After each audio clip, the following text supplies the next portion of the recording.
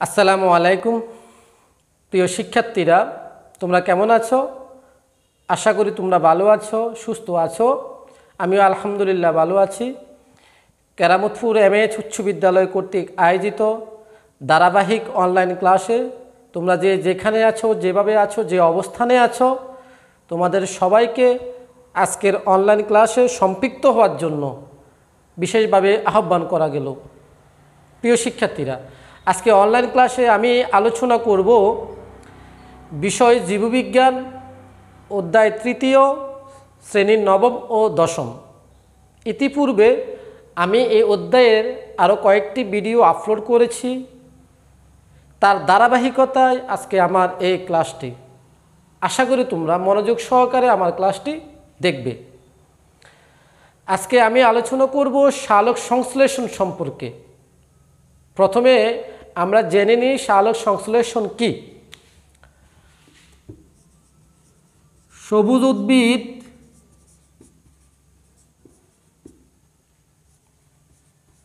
Carbohydrate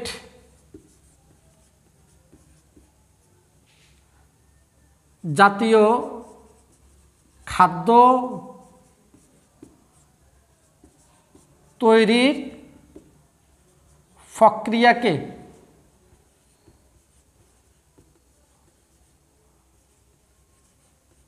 সালোক সংশ্লেষণ বলে।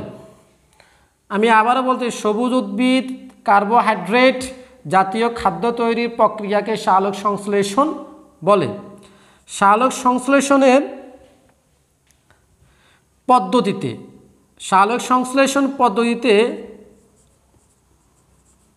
আলোক শক্তি রাসায়নিক শক্তিতে রূপান্তর হয়।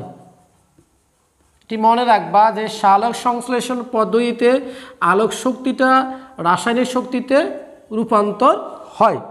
সালোক সংশ্লেষণের জন্য যে উপকরণ, এটি গুরুত্বপূর্ণ। মনে রাখবা যে সালোক সংশ্লেষণের জন্য উপকরণ হচ্ছে ক্লোরোফিল, পানি, আলো ও কার্বন ডাইঅক্সাইড। তাহলে সালোক সংশ্লেষণের জন্য যে উপকরণগুলো প্রয়োজন হয় সেগুলো হচ্ছে ক্লোরোফিল, পানি, আলো ও কার্বন ডাইঅক্সাইড। সালোক সংশ্লেষণের উপজাত দ্রব্য বা বাই প্রোডাক্ট হচ্ছে অক্সিজেন ও পানি। তাহলে সালোক সংশ্লেষণের যে উপজাত দ্রব্য বা বাই প্রোডাক্ট হচ্ছে অক্সিজেন ও পানি। এটি মনে রাখবা। বায়ুতে 0.03% এবং পানিতে 0.3% কার্বন ডাইঅক্সাইড আছে। আমি আবার বলছি, বায়ুতে 0.03% এবং পানিতে 0.3% কার্বন ডাইঅক্সাইড আছে। তারপরে মনে রাখবা, সালোক সংশ্লেষণের জন্য পাতার মেসোফিল প্রধান স্থান। তাহলে সালোক সংশ্লেষণের জন্য পাতার মেসোফিল হচ্ছে প্রধান স্থান। এই কথাগুলো মনে রাখবা যে সালোক সংশ্লেষণের জন্য যে গুরুত্বপূর্ণ যে কথাগুলো, এগুলো মনে রাখতে হবে তোমাদের। এবং সালোক সংশ্লেষণে একটি জৈব রাসায়নিক বিক্রিয়া আছে, এটা তোমাদেরকে মনে রাখতে হবে। সালোক সংশ্লেষণের জৈব রাসায়নিক বিক্রিয়াটি কি?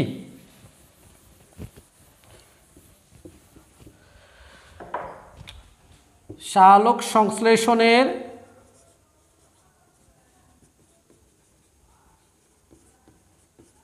জৈব রাসায়নিক বিক্রিয়া।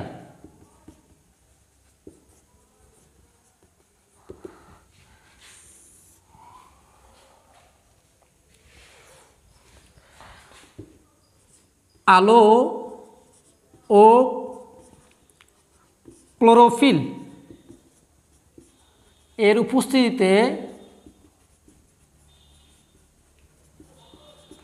আলো ও ক্লোরোফিলের উপস্থিতিতে সয়নু কার্বন ডাইঅক্সাইড ও 12 অণু পানি বিক্রিয়া করে 1 অণু গ্লুকোজ C6H12O6 6 অণু পানি ও 6 অণু অক্সিজেন উৎপন্ন করে। এটি হচ্ছে সালোক সংশ্লেষণের জৈব রাসায়নিক বিক্রিয়া। বিক্রিয়াটি যদি আমরা লিখি যে 6 অণু কার্বন ডাইঅক্সাইড যোগ 12 অণু পানি, এটি বিক্রিয়া করবে ক্লোরোফিল আলো এর উপস্থিতিতে উৎপন্ন করবে গ্লুকোজ। গ্লুকোজ সংকেত হচ্ছে C6H12O6 যোগ 6 অণু পানি যোগ 6 অণু অক্সিজেন। এটি হচ্ছে সালোক সংশ্লেষণের জৈব রাসায়নিক বিক্রিয়া। মনে রাখবা তোমরা এটা। প্রিয় শিক্ষার্থীরা, এখন আমরা জানব সালোক সংশ্লেষণের প্রক্রিয়া।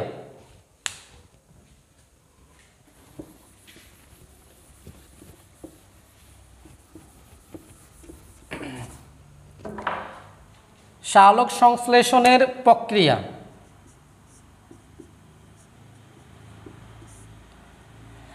সালোক সংশ্লেষণের প্রক্রিয়াটি হচ্ছে অত্যন্ত জটিল ও দীর্ঘ প্রক্রিয়া।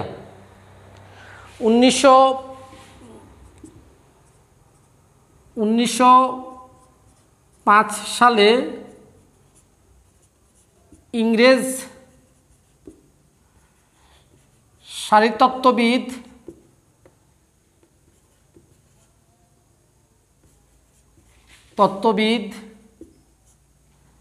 Blackman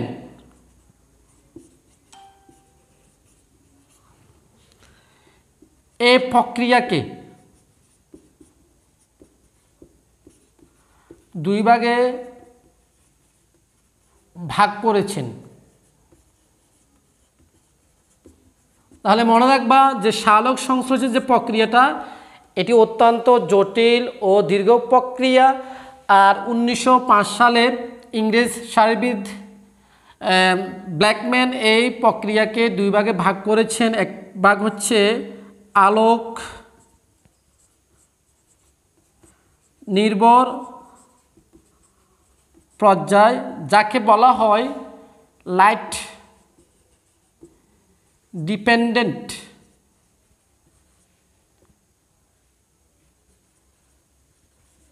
phase.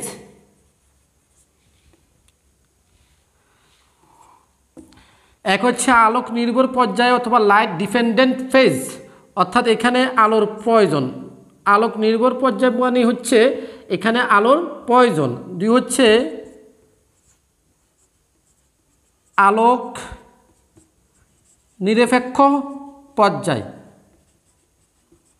যাকে অন্ধকার পর্যায় বলা হয়। আলোক নির্ভর পর্যায় হচ্ছে এখানে আলোর প্রয়োজন, আর আলোক নিরপেক্ষ পর্যায় হচ্ছে এখানে আলোর প্রয়োজন নাই, তাহলে এটাকে অন্ধকার পর্যায় বলা হয়। আর ইংরেজিতে বলা হয় লাইট ইনডিপেন্ডেন্ট ফেজ। প্রিয় শিক্ষার্থীরা, মনে রাখবা যে সালোক সংশ্লেষণ এটা অত্যন্ত জটিল প্রক্রিয়া। যে 1905 সালে ইংরেজ শারীরতত্ত্ববিদ ব্ল্যাকম্যান এই প্রক্রিয়াকে 2 ভাগে ভাগ করেছেন। এক হচ্ছে আলোক নির্ভর পর্যায়, যাকে ইংরেজিতে বলা লাইট ডিপেন্ডেন্ট ফেজ। দ্বিতীয় হচ্ছে আলোক নিরপেক্ষ পর্যায়, যাকে অন্ধকার পর্যায় বলা হয়। এখানে আলোক নিরপেক্ষ পর্যায় বলতে এখানে আলোর প্রয়োজন নাই, এটাকে ইংরেজিতে বলা হয় লাইট ইনডিপেন্ডেন্ট ফেজ। এখন আমরা আলোক নির্ভর পর্যায় বলতে কি বোঝায় আলোচনা করব। প্রিয় শিক্ষার্থীরা, একটু মনোযোগ সহকারে খেয়াল করো।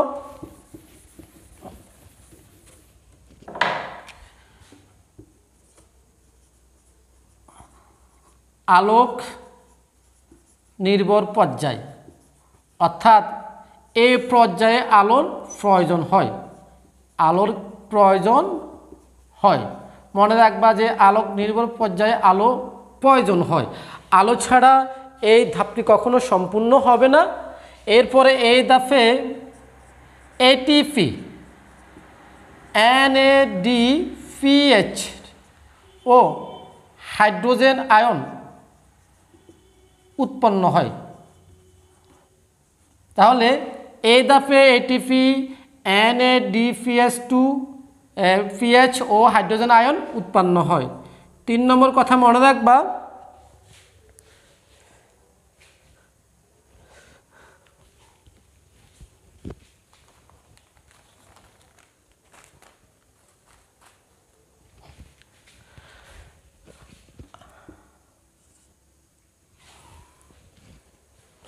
আলো ও ক্লোরোফিলের উপস্থিতিতে এডিপি ও ইনঅর্গানিক ফসফেট বিক্রিয়া করে এটিপি উৎপন্ন করে।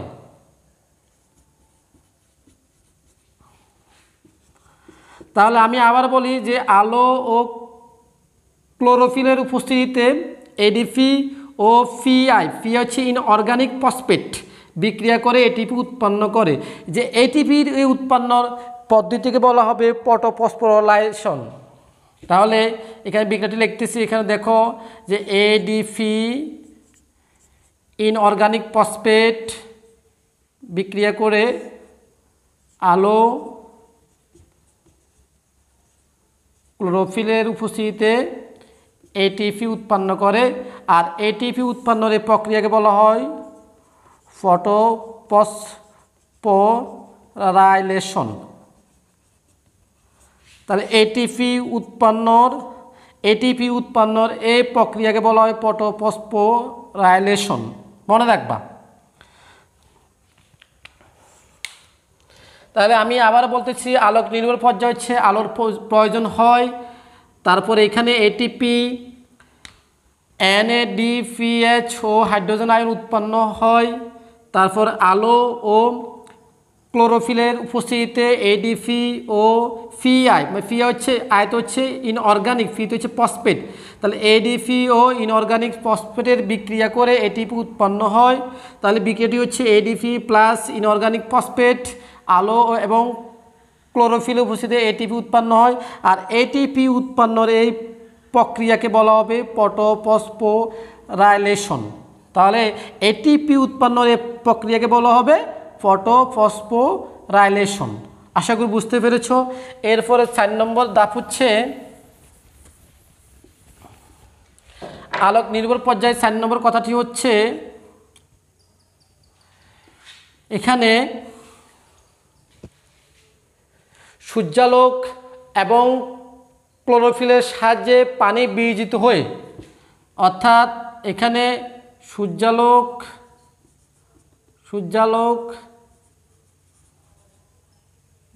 ও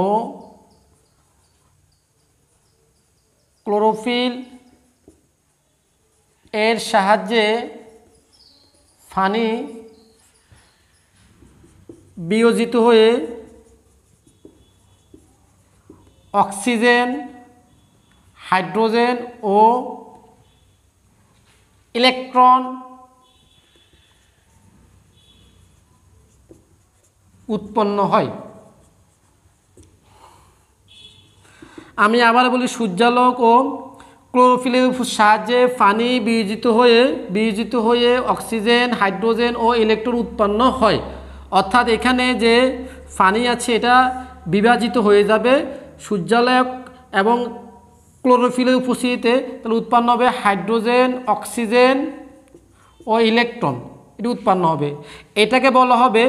এটিকে বলা হবে পানির ফটোলাইসিস।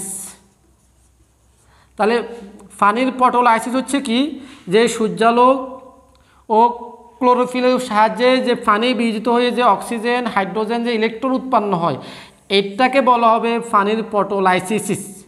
আশা করি বুঝতে পেরেছো। যদি পরীক্ষা আসে যে পানির পটোলাইসিস কাকে বলা হয়, পানির পটোলাইসিস হচ্ছে পানি বিভাজিত হয়ে যখন অক্সিজেন, হাইড্রোজেন এবং ইলেকট্রন উৎপন্ন হবে তাকে বলা হবে পানির পটোলাইসিস। আশা করি বুঝতে পেরেছো পানির পটোলাইসিস কি। তাহলে আমাদের মনে রাখতে হবে যে পানির পটোলাইসিস কি, এটা গুরুত্বপূর্ণ প্রশ্ন। এরপরে আমরা আলোচনা করব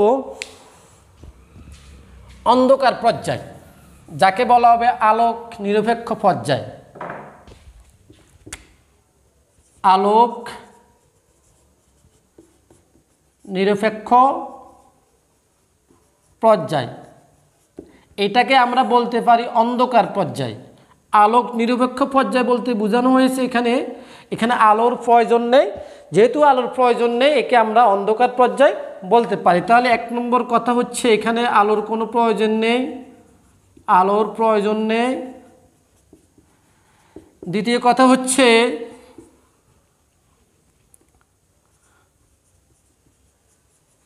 আলোক নির্ভর পর্যায়ে উৎপন্ন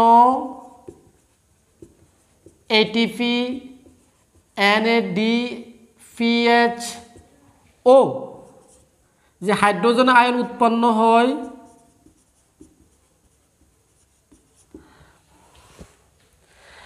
তাহলে এখানে আলোক পর্যায়ে যে এটিপি, NADPHO হাইড্রোজেন এর সাহায্যে আলোক নিরপেক্ষ পর্যায়ে কার্বন ডাইঅক্সাইড বিজারিত হয়ে কার্বোহাইড্রেট পরিণত হয়।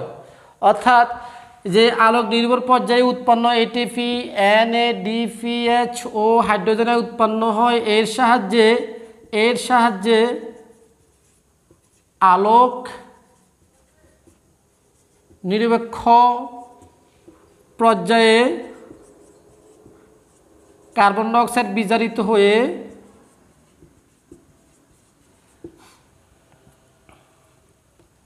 কার্বোহাইড্রেট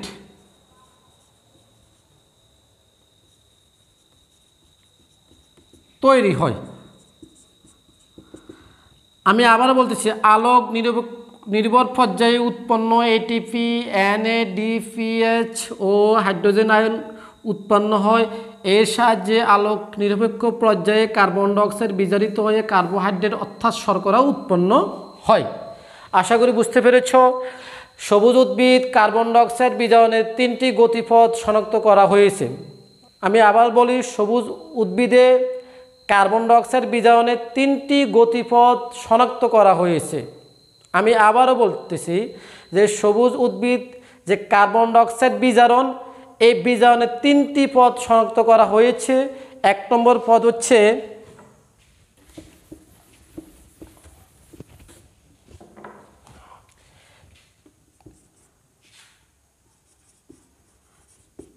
ক্যালভিন চক্র, 2 নম্বর হচ্ছে Hatch-Ohlsck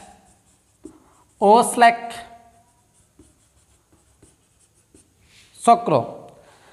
তাহলে আমি আবার বলতেছি, সবুজ উদ্ভিদ কার্বন ডাইঅক্সাইড বিজারণের 3টি গতিপথ শনাক্ত করা হয়েছে। 1 হচ্ছে ক্যালভিন চক্র, 2 হচ্ছে Hatch-Ohlsck চক্র, 3 হচ্ছে ক্রেসুলেসিয়ান।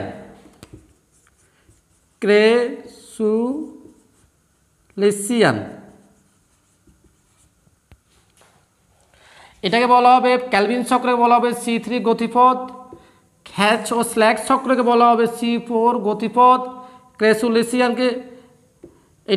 ক্রেসুলেসিয়ান বলা হয়। প্রিয় শিক্ষার্থীরা, তাহলে তোমরা বুঝতে পেরেছ যে সবুজ উদ্ভিদে যে কার্বন ডাইঅক্সাইড বিজারণ, এখানে 3টি গতিপথ শনাক্ত করা হয়েছে। 1 হচ্ছে ক্যালভিন চক্র যাকে বলা হয় C3, 2 হচ্ছে Hatch-Ohlsck চক্র যাকে বলা হয় C4, তারপর 3 হচ্ছে ক্রেসুলেসিয়ান। এখানে নবম এবং দশম জীববিজ্ঞানে ক্যালভিন চক্র এবং Hatch-Ohlsck চক্র নিয়ে আলোচনা করা হয়েছে। এই ক্রেসুলেসিয়ান এটি পরবর্তী ক্লাসে আলোচনা করা হবে।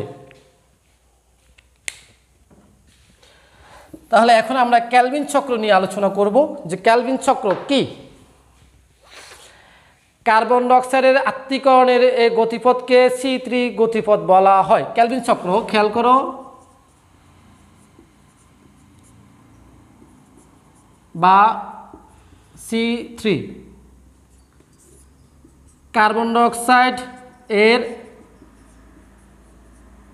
আত্তীকরণের গতিপথকে C3 গতিপথ বলা হয়। তাহলে আশা করি বুঝতে পেরেছো যে কার্বন ডাইঅক্সাইডের আত্তীকরণের গতিপথকে C3 গতিপথ বলা হয়। আবিষ্কারকের নাম অনুসারে যে এটি আবিষ্কার করেছেন ক্যালভিন ও ব্যাসম। ক্যালভিন ও ব্যাসম এটি আবিষ্কার করেছেন। ক্যালভিন ও ব্যাসমে যেহেতু এটি আবিষ্কার করেছেন, তাদের নাম অনুসারে এটাকে বলা হয় ক্যালভিন চক্র। আশা করি বুঝতে পেরেছো কেন এটিকে ক্যালভিন চক্র বলা হয়, কারণ এটি আবিষ্কার করেছেন ক্যালভিন ও ব্যাসম, এই জন্য তাদের নাম অনুসারে এটাকে বলা হয় ক্যালভিন চক্র। এর প্রথম স্থায়ী পদার্থ 3 কার্বন বিশিষ্ট ফসফোগ্লিসারিক অ্যাসিড। তাহলে এর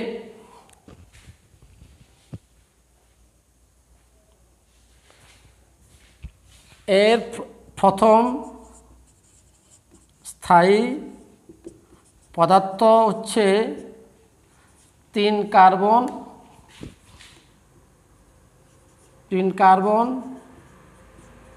বিশিষ্ট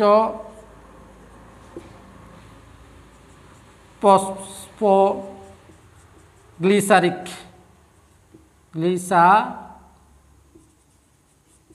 তাই একে C3 গতিপথ বলা হয়। তাহলে এখানে আমাদের মনে রাখতে হবে যে ক্যালভিন চক্র বা C3 এটা হচ্ছে কার্বনের আত্তীকরণের গতিপথকে C3 গতিপথ বলা হয়। এটির নামকরণ করা হয় যেহেতু এটি ক্যালভিন ও ব্যাসম এটি আবিষ্কার করেছেন, তাদের নাম অনুসারে এটাকে বলা হয় ক্যালভিন চক্র। এরপরে প্রথম স্থায়ী পদার্থ 3 কার্বন বিশিষ্ট, এই জন্য 3 কার্বন বিশিষ্ট ফসফোগ্লিসারিক, তাই একে বলা হয় C3 গতিপথ। আর এটার জন্য 1961 সালে ক্যালভিন নোবেল পুরস্কার পেয়েছিলেন। তাহলে মনে রাখবা যে ক্যালভিন গতিপথ আবিষ্কারের জন্য 1961 সালে ক্যালভিন নোবেল পুরস্কার পেয়েছিলেন।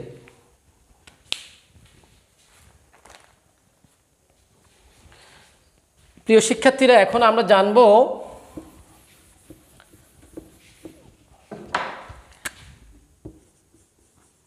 HO স্ল্যাক বা C4 গতিপথ। 4 কার্বন বিশিষ্ট অক্সালিক অ্যাসিটিক অ্যাসিডকে C4 গতিপথ বলা হয়। তাহলে 4 কার্বন বিশিষ্ট অক্সালিক অ্যাসিটিক অ্যাসিডকে C4 গতিপথ বলা হয়। তারপরে অস্ট্রেলীয় বিজ্ঞানী MD HO CR স্ল্যাক এটি আবিষ্কার করেছেন। তাহলে এটি আবিষ্কার করেছেন কে? অস্ট্রেলিয়ার বিজ্ঞানী MD